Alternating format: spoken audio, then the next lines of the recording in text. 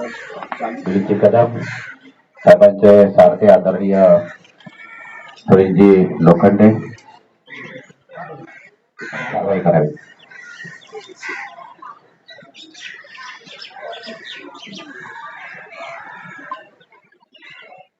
नमस्कार.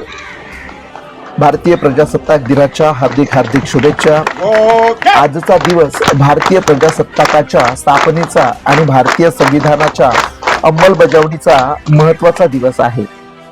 भारतीय बौद्ध महासभा मुंबई प्रदेश यांच्या वतीने भारतीय प्रजासत्ताकाचा 77वा वर्धापन दिन मुंबईमधील चैत्यभूमी या ऐतिहासिक स्थळी अत्यंत शिस्तबद्ध आणि उत्साही वातावरणात साजरा करण्यात आला.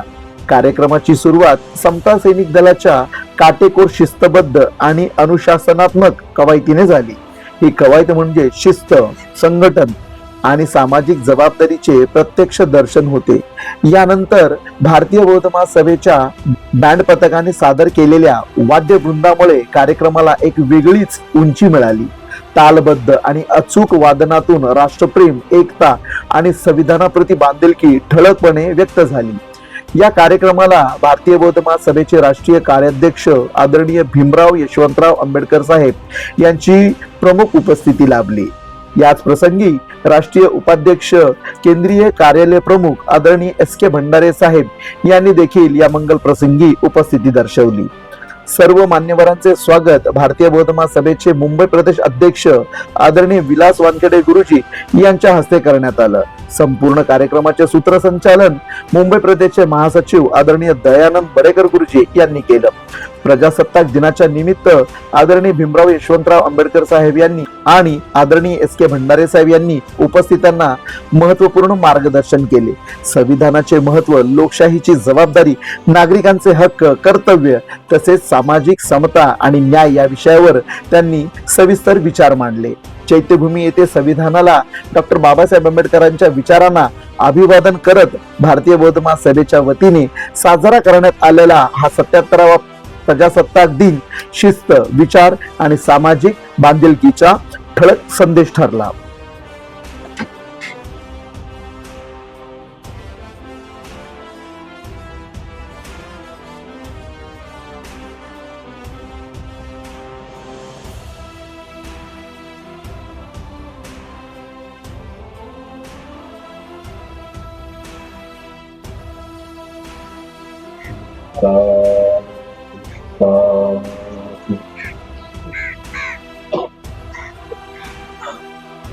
यानंतर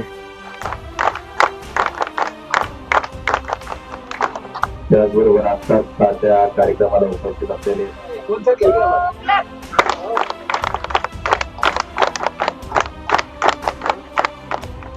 त्यानंतर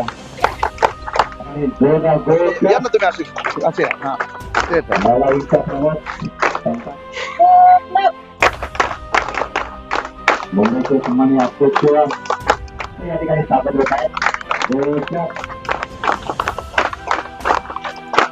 मानवांना विनम्र अभिवादन. आज आपल्या भारताचा प्रजासत्ताक दिन आपण संपूर्ण देशभर संपन्न करत आहोत. या कार्यक्रमाच्या निमित्तानं उपस्थित आदरणीय बनते धम्मप्रियजी आणि त्यांचा संघ यांना विनम्र अभिवादन करतो. डॉक्टर बाबासाहेब आंबेडकरांचे नातू, भारतीय बौद्ध महासभेचे ट्रस्टी राष्ट्रीय कार्याध्यक्ष आणि समता दलाचे राष्ट्रीय अध्यक्ष आदरणीय डॉक्टर भीमराव आंबेडकर साहेब यांनाही वंदन करतो. आणि आपण सर्व उपस्थित जमलेले भारतीय बौद्ध महासभेचे सर्व पदाधिकारी, कार्यकर्ते आणि मोठ्या संख्येने उपस्थित असलेले समता दलाचे सर्व सैनिक, अधिकारी यांना क्रांतिकारी जय भीम. जय भीम. आज प्रजासत्ताक दिन म्हणजे डॉक्टर बाबासाहेब आंबेडकरांनी जे भारतीय संविधान लिहिलं आणि 26 नोव्हेंबर 1949 साली संमत झालं आणि त्याची अंमलबजावणी ही संपूर्ण भारतात 26 जानेवारी 1950 पासून सुरू झाली.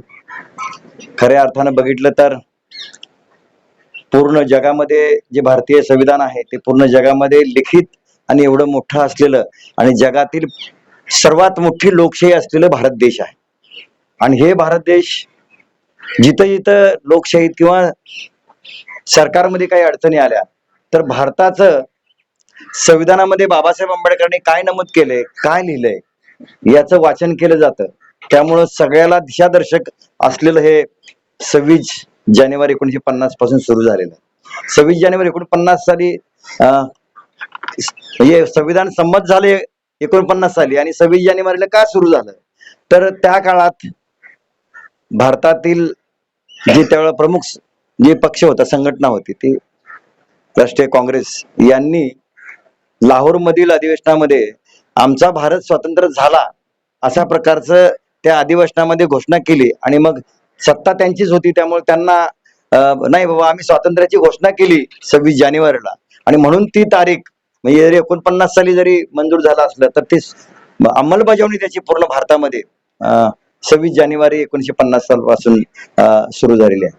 भारतीय संविधानाच्या माध्यमातून एक जागतिक क्रांती बाबासाहेब आंबेडकरांनी केली, ती म्हणजे स्वातंत्र्यातले म्हणजे अस्पृश्य असतील किंवा सर्व भारतातील स्त्री पुरुष धर्म वंश जात रूढी परंपरा यावर असलेली लिंग जन्मस्थान यावर असलेली जी काही विषमता आहे ती विषमता बाबासाहेब आंबेडकरांनी आणि तत्कालीन सगळ्या संविधानकर्त्यांनी ही नष्ट केली आणि खऱ्या अर्थानं भारतामध्ये समता प्रस्थापित झाली. एवढंच नाही तर बाबा या प्रवाहामध्ये समतेच्या प्रवाहामध्ये किंवा सत्तेच्या प्रवाहामध्ये केवळ राजकीय स्वातंत्र्य नाही पाहिजे, तर सामाजिक धार्मिक आणि आर्थिक स्वातंत्र्य पाहिजे.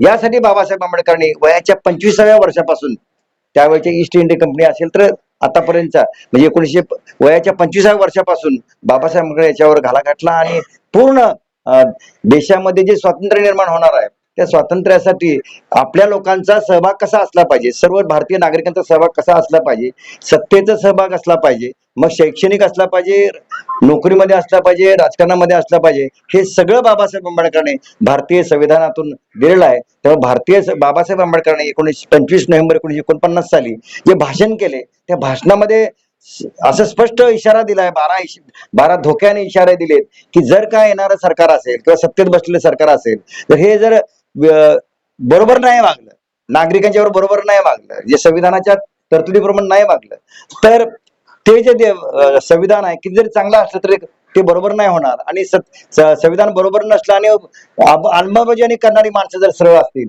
तर काय होऊ शकतं, तर ते अत्यंत संविधानाच्या माध्यमातून चांगलं होऊ शकतं. परंतु आज बघताय ज्या बाबासाहेब आंबेडकरांनी संविधान लिहिल्यानंतर 25 नोव्हेंबर 1950 साली नंतर लिहिल्यानंतर त्या काळापासून जे मनुस्मृतीचे समर्थक विषमतेचे समर्थक ही असलेली मंडळी त्या काळापासून बाबासाहेब आंबेडकरांच्या संविधानाला हे संविधान किती जरी छान लिहिलं असलं तर ते संविधान एक गोधडी आहे असं म्हणणारे, संविधान बाबासाहेब आंबेडकर म्हणजे एका अस्पृश्यानं लिहिले ते आम्हाला किती चांगलं असलं तरी आम्हाला मान्य नाही असणारी मंडळी. दुसरी गोष्ट तिरंगा जो आहे तो 3 कलरचा आहे, तो आम्हाला आमच्या याच्यामध्ये 3 अशुभ कलर अशुभ आहे असं म्हणणारी माणसं आज सत्तेत आहेत. केंद्रापासून ते गल्लीपर्यंत वेगवेगळ्या प्रकारच्या पदावर सत्तेत आहेत आणि हे सत्तेत असलेली मंडळी आज भारतीय संविधानानं भारतीय नागरिकांना किंवा ना सगळ्या SC ST ला जे दिलेले अधिकार आहेत ते अधिकार हनन करण्याचं काम, याच्यावर घाला घालण्याचं काम, मग शैक्षणिकमध्ये गडबड सुरू आहे, नोकऱ्यामध्ये गडबड सुरू आहे, कंत्राटीकरण खाजगीकरण, आपला समाज हा सत्तेतच येऊ नये आणि त्यांना कळून चुकलंय की शिक्षणामुळे सगळं झालंय, त्यामुळे शिक्षणामध्ये शिक्षणाचं धोरण बदलण्यात आलंय आणि ही सगळी प्रक्रिया जर हाणून पाडायची असेल तर बाबासाहेब आंबेडकरांची जी बुद्धिशस्त्रपिंडी आहे समता सैनिक दल हे समतेकडे घेऊन जाणारी आहे आणि त्याचं नेतृत्व डॉक्टर भीमराव आंबेडकर साहेब करतात आणि देशभर हे सगळं रणकंदन डॉक्टर भीमराव आंबेडकरांच्या नेतृत्वाखाली चालू आहे.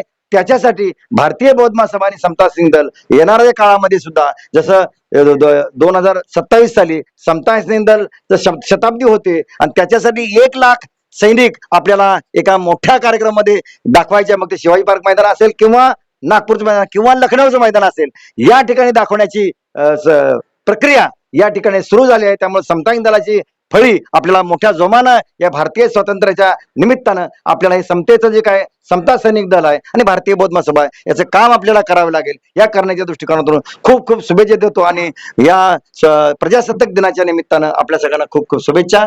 धन्यवाद. जय भीम, जय बुद्ध, जय भारत, जय संविधान. समता दलाचे ब्रँड प्रमुख आदरणीय उमेशजी भागवत सर, समता दलाचे राष्ट्रीय अध्यक्ष बस शिवसेनेचे प्रमुख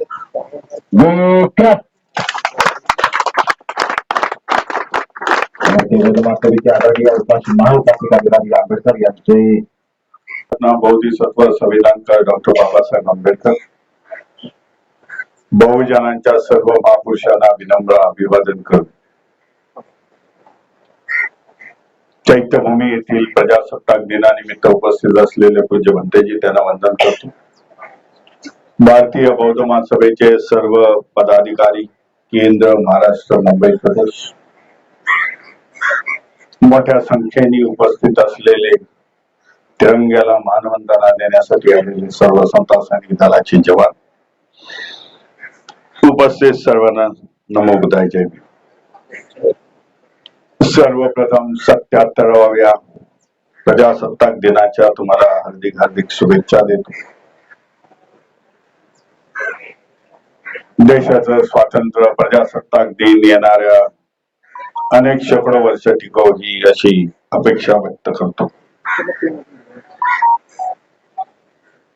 या दिवसाचे मानकरी डॉक्टर बाबासाहेब आंबेडकर. त्यांनी संविधान लिहिलं. 2 वर्ष 11 महिने 17 दिवसामध्ये आणि देशाला अर्पण केलं.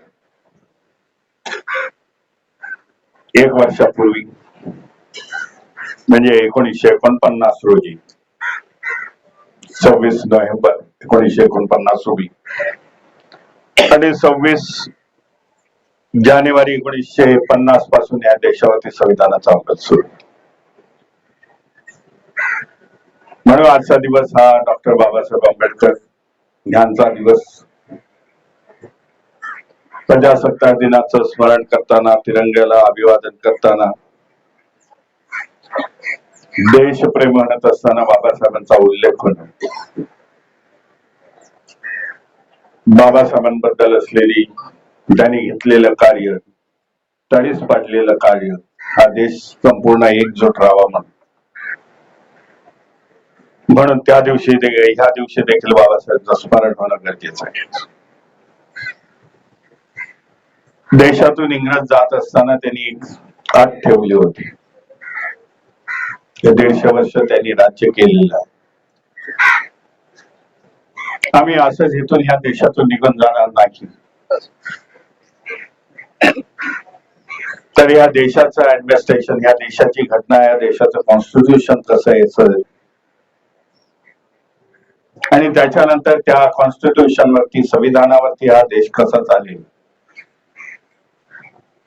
तर संविधान आपणच बनवा, भारतीयांनी बनवा आणि भारतीयांनी याच्यावरती रूल करा, असा त्यांनी एक अट त्यांची होती. अचानक निघून गेले असते तर देशामध्ये अनार्ची माजली असती. म्हणून व्यवस्थित टाइम देऊन हा मुद्दा त्यांनी देशवासियांसमोर दिला, भारतीय काँग्रेसला सांगितला. तेव्हापासून ही निर्मिती, संविधानाची निर्मिती सुरुवात झाली. ड्राफ्टिंग कमिटी झाली. ड्राफ्टिंग कमिटीच्या आधी सदस्य विविध भागातून निवडून आले. ते ड्राफ्टिंग कमिटीचे सदस्य झाले. बाबासाहेबांसमोर अनेक अडचणी निर्माण होत्या. कुठून निवडून यायचा हा मोठा प्रश्न बाबासाहेबांसमोर होता. कारण बाबासाहेब नंतर जोगेंद्रनाथ मंडलांनी बाबासाहेबांना तिथे बोलवलं कलकत्त्याला आणि वेस्ट बेंगॉल मधून बाबासाहेब तिथून ड्राफ्टिंग कमिटीवरती निवडून गेले. कारण त्यावेळेला बाबासाहेब ड्राफ्टिंग कमिटीमध्ये येऊ नये असं त्या तत्कालीन तेथील नेत्यांनी, त्यावेळेच्या नेत्यांनी बाबासाहेबांसमोर अनेक अडचणी निर्माण केल्या होत्या. पण जोगेंद्रनाथ मंडल जे बाबासाहेबांच्या समकालीन होते, त्यांनी देखील समतेचा मार्ग धरून तेथे नमोशूद्राय अशी मुवमेंट सुरू केली, नमोशूद्राय समाजासाठी सुरू केली. आणि म्हणून त्यांना गॅरंटी होती की बाबासाहेबांना आम्ही इथून ड्राफ्टिंग कमिटीवरती नेऊ, इथून निवडून देऊ, ड्राफ्टिंग कमिटीचे सदस्य बनू. आणि ते तंतोतंत पाळले. तिथून संविधानाच्या निर्मितीसाठी सुरुवात झाली. ड्राफ्टिंग कमिटीचं अध्यक्षपद बाबासाहेबांना मिळाले. सहजासहजी ते देखील मिळालं नाही. तर बाबासाहेबांनी ड्राफ्टिंग कमिटीमध्ये जो मुद्दा मांडले आपल्या भाषणातून, प्रस्तावना पंडित जवाहरलाल नेहरू यांनी केली. त्याच्यानंतर बाबासाहेब आंबेडकरांनी कशी भारताची घटना असावी त्याच्यावरती सविस्तर भाषण केलं. त्यानंतर ड्राफ्टिंग कमिटीच्या सदस्यांना समजलं की बाबासाहेबांवरती जबाबदारी दिली तर ते पार पाडू शकतात. अशा प्रकारे ड्राफ्टिंग कमिटीचं अध्यक्षपद आणि त्याच्यानंतर संविधानाची निर्मिती. त्या संविधानाच्या माध्यमामधून बाबासाहेबांनी बौद्ध धम्माचं सर्व तत्व, भगवान बुद्धाचे विचार हे संविधानाच्या माध्यमातून देशवासियांना, समता, न्याय, भावचार हे सगळे तत्व बाबासाहेबांनी भगवान गौतम बुद्धाच्या धम्मामधून घेतली आणि त्याचा संपूर्ण अंगीकृत संविधानामध्ये केलेला आहे. स्वातंत्र्य हे महत्वाचं आहे, ऍडमिनिस्ट्रेशन महत्वाचं आहे. स्वातंत्र्य मिळालं, संविधान असल्याशिवाय देश एक संघ राहू शकत नाही. पाकिस्तानची परिस्थिती आपण बघतोय. 14 तारखेला 14 ऑगस्ट रोजी पाकिस्तान स्वतंत्र झाला, 15 ऑगस्टला भारत स्वतंत्र झाला. पण भारताकडे संविधान आहे आणि संविधानाच्या माध्यमातून प्रत्येक जाती, धर्म, वंश, भाषा, कल्चर, संस्कृती या सगळ्यांना गुंफण्याचं काम डॉक्टर बाबासाहेब आंबेडकरांनी संविधानाच्या माध्यमातून केलं. प्रत्येकाला अधिकार दिलेले आहे, प्रत्येकाला हक्क आहे. जो जो भारताचा नागरिक आहे तो संविधानाला मान्य करून त्याला हे हक्क आणि अधिकार प्राप्त आहेत. म्हणून या संविधानाचा अंमल अनंत काळापर्यंत टिकव. कारण देशाचा इतिहास बघितला तर संपूर्ण देशाचा इतिहास हा पारतंत्र्याचा आहे, गुलामीचा आहे, दुसऱ्यांनी राज्य केलेलं आहे. 700 वर्ष मुसलमानांचं राज्य आहे, 150 वर्ष इंग्रजांचं आहे, पोर्तुगीज आहे, डच आहे तेथे. त्यामुळे एवढ्या मोठ्या काळानंतर मिळणारं स्वातंत्र्य हे अबाधित राहण्याची गरज आहे. म्हणून संविधान केंद्र सरकारने, राज्य सरकारने त्याचा बरोबर उपयोग करावा. संविधानावरती देश चालावा. संविधान नसेल तर देशामध्ये पुन्हा एकदा गडबड होऊ शकते. फुटीरतावादी ताकदी उभी राहू शकतात. हे सांगण्याची आज गरज झाली. आम्ही हिंदू राष्ट्र बनवू वगैरे अशा काही घोषणा काही अविवेकी नेते देशातले करत आहेत. आपल्या समोर ही उदाहरणं आहेत. पाकिस्तानची फाळणी ही धर्मावरती झाली. बांगलादेश देखील धर्मावरती आधारित आहे. जिथे जिथे धर्म आहे ते देश टिकलेले नाहीत. म्हणून जे अशी वक्तव्य करत आहेत त्यांना ही सबक आहे असं मी समजतो. हे धर्म नाही तर धर्मनिरपेक्ष हा भारत देश निर्माण केलेला आहे संविधानाच्या माध्यमातून आणि तो धर्मनिरपेक्ष राहावा हेच या देशासाठी मला वाटतं एकजुटीसाठी हा प्रयत्न असेल. आपल्याला पुन्हा एकदा 77व्या स्वातंत्र्य प्रजासत्ताक दिनाच्या हार्दिक शुभेच्छा देतो आणि इथेच थांबतो. नमो बुद्धाय, जय भीम, जय संविधान.